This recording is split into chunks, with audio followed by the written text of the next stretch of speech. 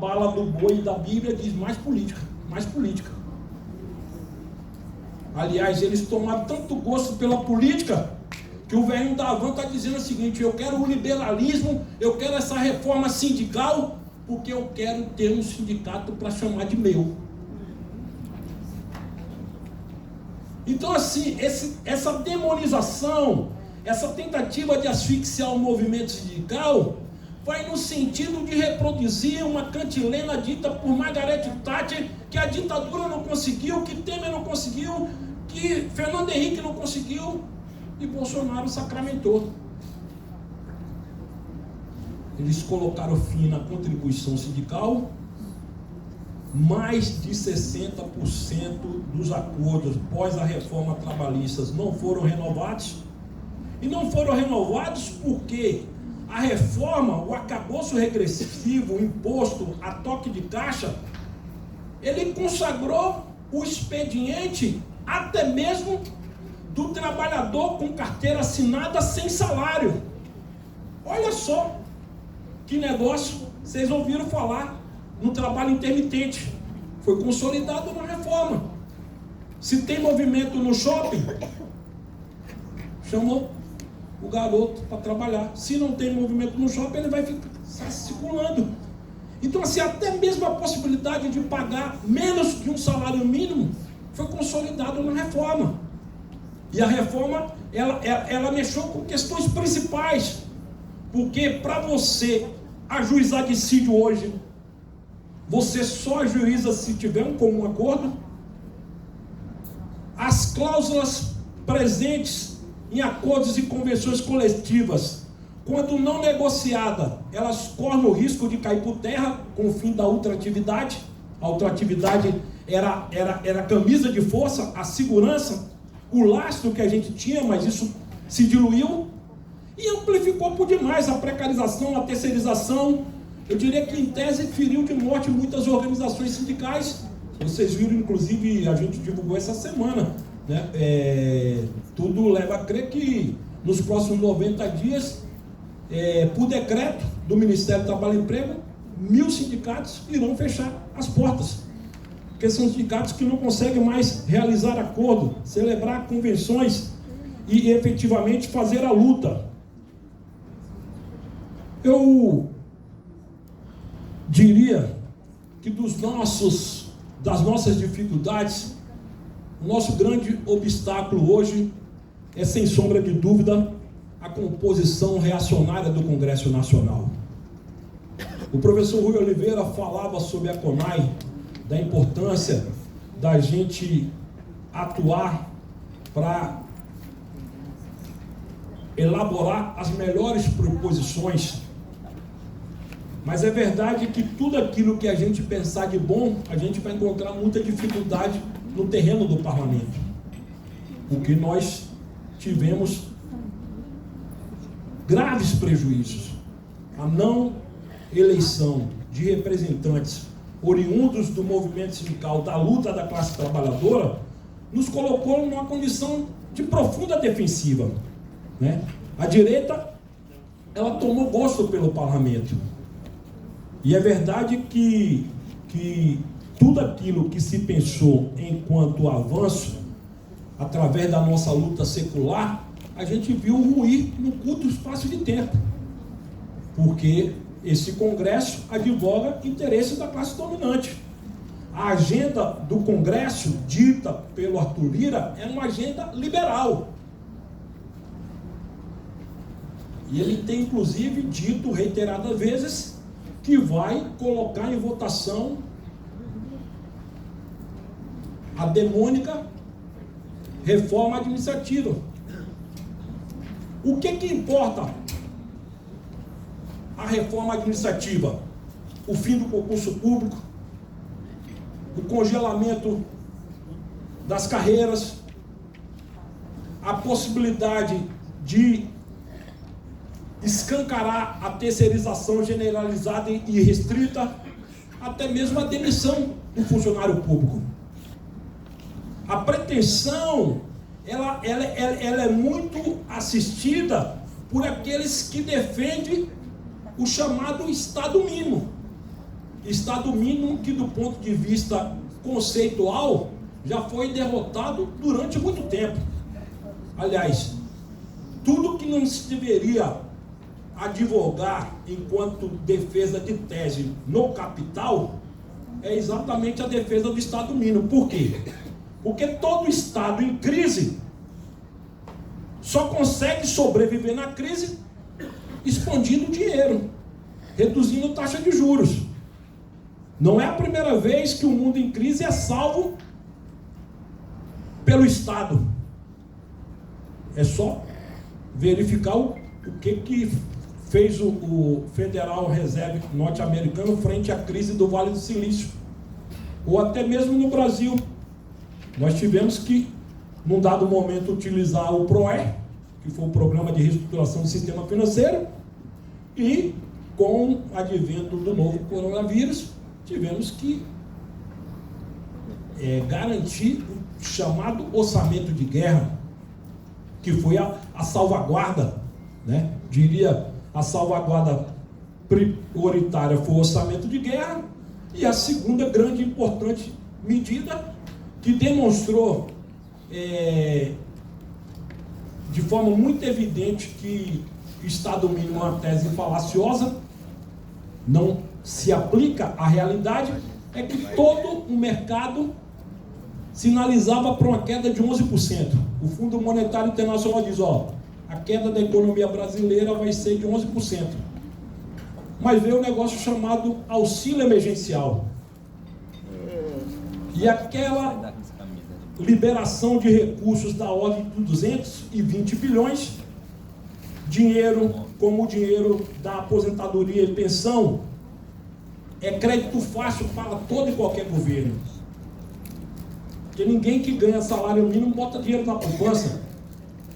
O dinheiro volta na forma de imposto, 40% sobre o consumo, sobre alimento, arroz, feijão, macarrão, ovos, e a outra parte sobre imposto. Então, quando o Bolsonaro percebeu, o Bolsonaro disse, não, agora nós temos que renovar o auxílio, intensificar isso, fazer propaganda, né? O Bolsonaro estava ainda cambaleando, mas tão logo o auxílio emergencial se aplicou, ele começou a crescer. Aí ele já foi tomando outras medidas, né? Vale gás, auxílio para taxista, auxílio para caminhoneiro, e por aí vai. E por muito pouco ele não leva, né? Porque a tensão foi grande. O Lula marcou lá no hotel, lá em São Paulo, eu fui acompanhar a votação do segundo turno, reuniu a representação política, artística, todo mundo lá. Eu era o único que estava com camisa verde, verde e amarela, com o nome Lula. O pessoal tudo me olhando, pô, o que esse cara infiltrado está fazendo aqui? Porque eu estava de verde e amarelo, né? Até nisso a gente perdeu a batalha. Perdemos as coisa mais difícil, a gente acha que a verde e amarelo, usar verde e amarelo é o fascismo, é o bolsonarista. Nós temos que recuperar essa identidade. Vai levar anos. Nacionalista. Mas assim, pô, o negócio foi causando a indigestão, porque até lá, poucos segundos o negócio estava, Nivaldino, pô, o nó na garganta, eu estava do lado da Benedita e do companheiro dela, como é o nome? Pitanga. Pitanga já estava nervoso, dizendo, eu disse, não, vai dar. Rapaz, foi um negócio, um alívio, aquela Paulista tomada. Mas assim, seguindo, né? Tudo isso que nós conversamos, e é verdade que quando o Dom Odílio falou que a gente deveria frequentar a igreja, é porque do ponto de vista da disputa da narrativa, está ganhando a desinformação, o fake news, o preconceito, a intolerância, o racismo. Não é um modismo, é uma sociedade literalmente contaminada. E isso nos assusta porque nós reduzimos a nossa capacidade de mobilização, nós reduzimos a nossa indignação. E na medida que a gente não consegue se levantar, essa turma vai tomando gosto. E é muito ruim a gente não enxergar que não dá para a gente ficar dependendo de um parlamento venal conservador.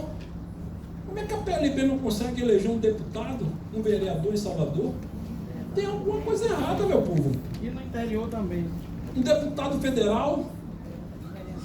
Será que a gente não consegue absorver esse sentimento de que o parlamento, ele também nos pertence?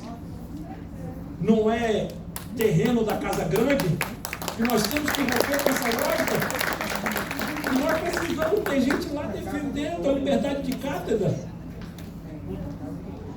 disputando a narrativa, porque nós fomos criados por uma cultura extremamente colonialista, né? Onde os agressores, eles sempre foram vistos como os heróis. Duque de Caxias, não Antônio Conselheiro. Os bandeirantes, não Zumbi dos Palmares. As nossas lutas de revolta, elas sempre foram presentes. E eu diria que hoje ela precisa estar presente mais do que nunca, porque nós precisamos sinalizar uma perspectiva de transformação, de mudança. O socialismo não deu certo, mas nós não vamos fazer um paralelo entre o tempo da primeira experiência socialista com o tempo de capitalismo. O fato é que, sejamos ou não socialistas, o mundo reclama uma sociedade mais humana e menos desigual. Diria até que na condição que nós chegamos de sexta maior economia do mundo, a gente tinha motivo de sobra para estar na rua todo dia dizendo: nós queremos a garantia do bem-estar social. Países com menos condições econômicas já superaram importantes gargalos estruturais.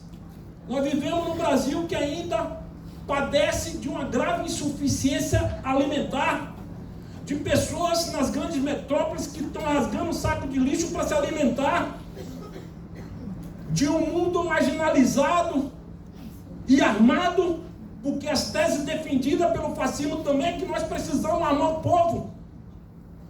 E ao armar o povo, deu no que deu no Equador, como deu aqui também. O assassinato de Mestre Moa, de um cidadão delinquente, foi condenado agora, 50 anos, mas ele, revoltado com o resultado, foi para a rua e matou um casal. Uma naturalização, né? Bolsonaro fazendo arminha com a criança, aquela coisa toda surreal que a gente assistiu. Então esse é o tempo que a gente não quer de volta, e para não ter esse tempo de volta, nós precisamos nos embriagar de política. Nós temos que observar o que o governo vem fazendo de bom, mas sem ser adesista. Nós não abrimos mão da nossa autonomia e independência. Se tiver que fazer as críticas ao governo que nós ajudemos a eleger, nós vamos fazer. Nós nunca deixamos de criticar Jacques Wagner, nós nunca deixamos de criticar Rui Costa, e nós não vamos deixar de criticar Gerônimo. Nós temos que cumprir o nosso papel, o Fundeb é nosso, nós vamos brigar. Nós não vamos brigar? Nós não esqueçamos da UP, da URV, nós temos que brigar. Mas é isso, mas a gente, a vida não é só feita de conquistas, ganhos e perdas, mas assim, como diria o mestre Paulo Freire, a esperança é revolucionária. Nós temos que seguir sempre emanados dessa boa esperança, da boa fé, da boa luta.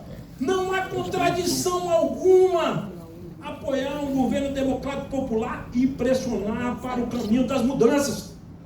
Quando a gente foi reunir com o presidente Lula em Brasília, reunimos mais de 500 trabalhadores, o governo quis ouvir o movimento sindical, me destacaram para falar de salário mínimo. E eu comecei dizendo: presidente, há poucos dias o ministro Haddad falou em Davos que o Brasil precisa de previsibilidade. Palavra bonita, previsibilidade. Mas a previsibilidade que o Haddad estava falando era uma satisfação no mercado. Algo próximo àquela ideia da Carta ao Povo Brasileiro. Eu diria, não falta previsibilidade pelo mercado. O mercado, ele sabe muito bem como planejar as suas ações. Ele é tão sábio nisso que no governo Lula, no governo do Bolsonaro, não houve monitoramento, né? Risco Brasil. A Dilma foi quase diário, né? Risco. Brasil em queda, economia em queda, né? Vamos tirar, não vai ter Copa. Uma aberração absurda. Porque o mundo em crise, todo mundo quer Copa, todo mundo quer Olimpíada. Quantas obras vieram com a Copa? Quantas escolas vieram com a Copa? É claro que a gente não queria só a Copa, a gente quer Copa, Hospital Padrão FIFA, a gente quer, mas não vamos lutar contra a Copa. Até quem lutou contra a Copa no dia do jogo, não estava na rua brigando. Lá na frente da TV, assim. Não, o jogo para. Então assim, nós temos que saber como jogar o jogo, e jogar o jogo vai nos cobrando maior comprometimento. Eu estou no sindicato, mas assim como na vida, que a gente nasce, cresce, reproduz e morre, sindicato também é uma passagem.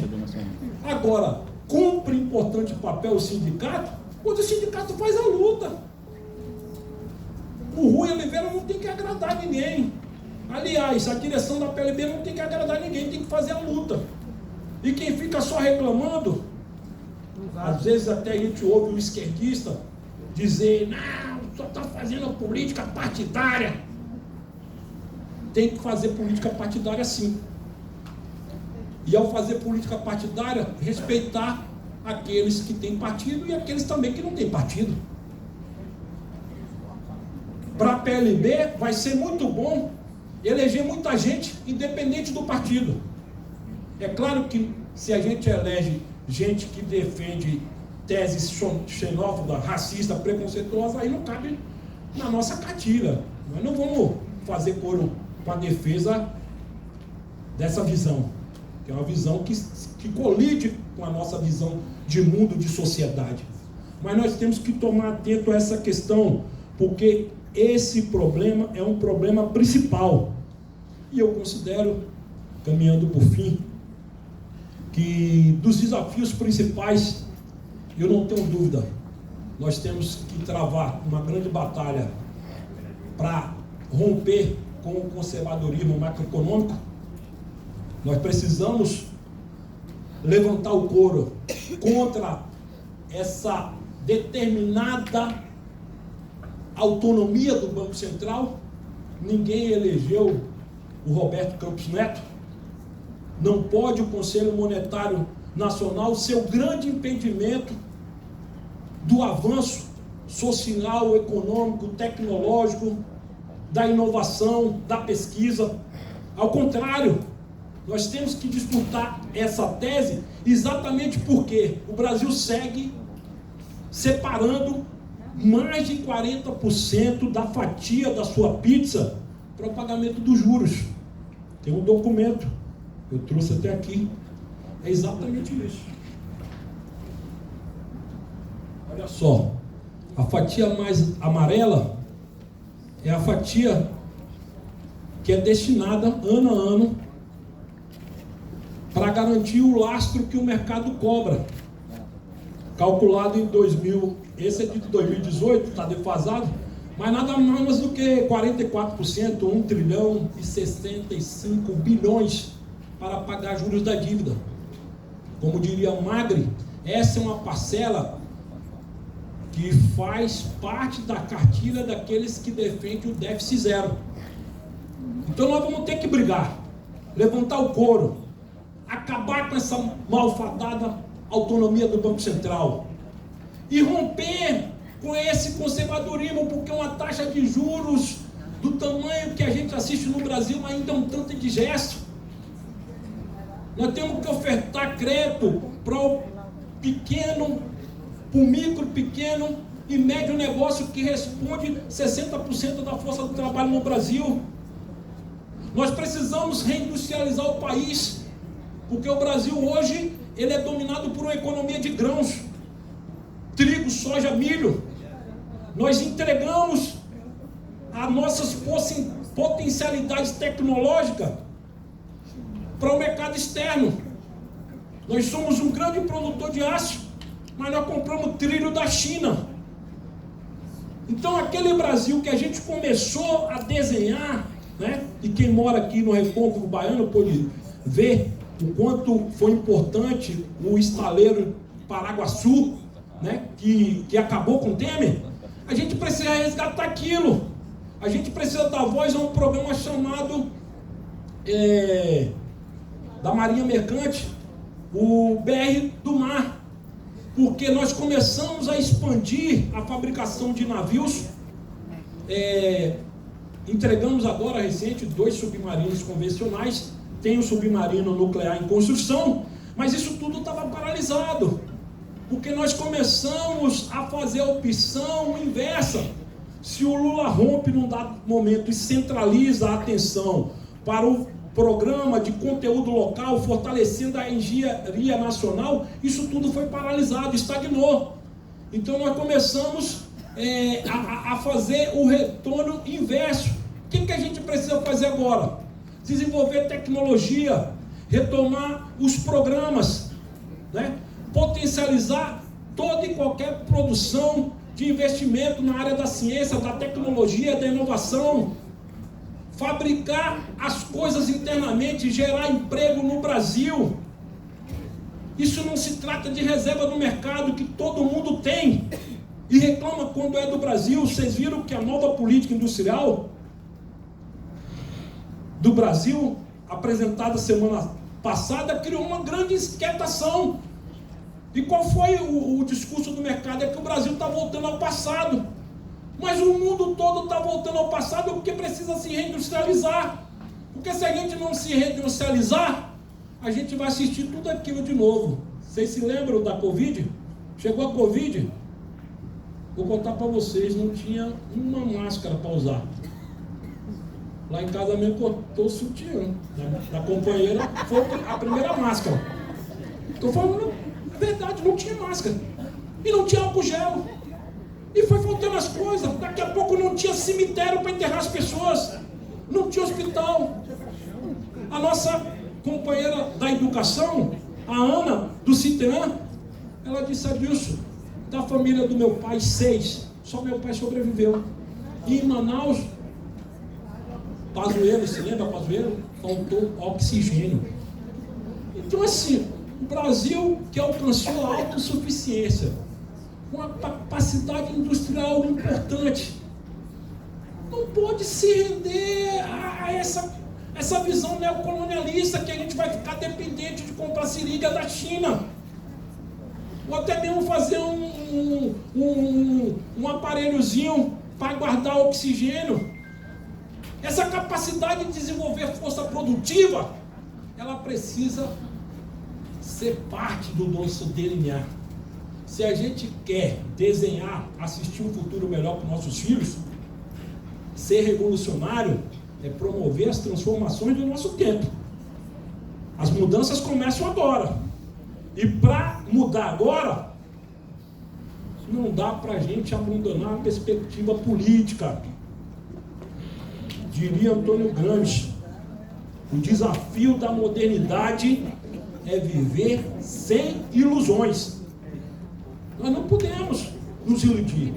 Nós sabemos que tem um mundo em crise, que o capital ele concentra maior valor, sobretudo na crise, mas ele concentra excluindo, marginalizando, e nós precisamos recompor a nossa base militante exatamente porque é tomando partido da vida política que a gente vai conseguir melhorar a nossa condição de vida, a condição da vida do nosso povo, da nossa gente.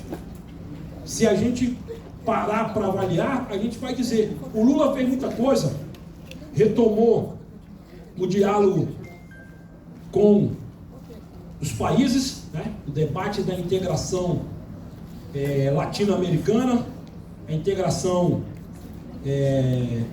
no campo da diplomacia, resgatou CELAC e UNASUR, recompõe o BRICS com maior abertura, né? Nós temos uma grande concentração de capital. Eu diria que somente reunido Brasil, Rússia, Índia, China e África do Sul, nós já temos aí 40% da riqueza do mundo. Nós temos condições de resolver esse problema, de enfrentar esse gargalo estrutural, combater a desigualdade. Mas nós temos que desconcentrar capital. E para a gente desconcentrar capital, nós precisamos fazer muitas revoluções. Uma revolução primeira passa pela disputa. A disputa política eleitoral. Tem que ter mais prefeito que defenda a nossa agenda. Tem que ter mais prefeitas que defendam a nossa agenda. Tem que ter muitos vereadores para defender a nossa agenda. Então nós precisamos criar uma grande corrente. Ter um grande movimento. Educação forte é a educação bem representada no parlamento. Porque quando a gente fala aqui e tem um rebatimento lá, a gente se fortalece. Mas quando a gente fala daqui e lá, tudo comunista, a gente só tem a perder. Então eu acho assim, nós temos que fazer esse dever de casa. E a gente sabe que na base da PLB não tem só o professor Rui, que é candidato, que é também o meu candidato, tem muita gente boa no PCdoB, no PT, no PSB, no PDT. Às vezes tem gente até que é ligada a partido de centro, que é revolucionário, que faz greve, que faz piquete, que, como diria o mestre Diógenes Arruda, ser comunista é uma opção cotidiana. Aqueles que botam a foice na tela e se acham revolucionário. Nem tanto. Se a revolução é um ato, um exercício prático, né? É a gente se convencer de que nós precisamos dar um pouquinho de nós para que a gente possa, de fato, alcançar a possibilidade concreta de um Brasil mais humano e menos igual. Considero, portanto, que já falei demais e estarei aqui à disposição para a gente dialogar. As coisas da educação, certamente o Rui vai responder, porque se não responder agora, abre um chat depois das 20 e vocês dialogam com ele lá e a gente vai ficar a noite toda respondendo. Forte abraço, beijo no coração, tamo junto. Obrigado, Adilson. Adilson falou 50 minutos. Então, a gente vai agora, Adriana.